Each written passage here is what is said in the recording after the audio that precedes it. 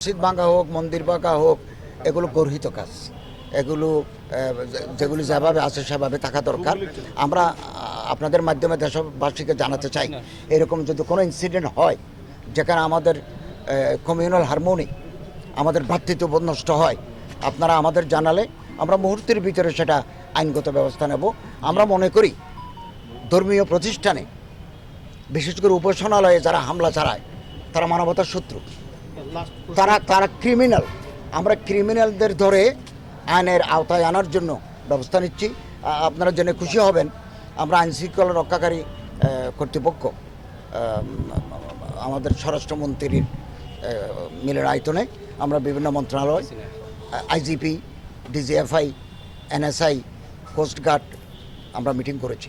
আমরা মিটিং করে জেলা প্রশাসক মহোদয় বাংলাদেশের আমরা ওনাদেরকে জানিয়ে দিয়েছি যে মাদ্রাসার ছাত্রদেরকে এই পূজার সাথে সম্পৃক্ত করলে তারা মন্দির পাহারা দেবে।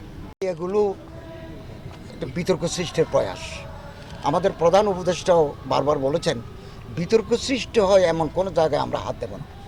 আমরা হলাম ইন্টারিম গভর্নমেন্ট, অন্তর্বর্তীকালীন সরকার।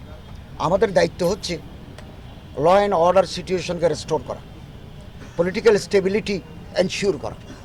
আমাদের ইকোনমি আপনারা জানেন, $2.2 বিলিয়ন আমাদের ফরেন এক্সচেঞ্জ এসেছে, আরও আসতেছে।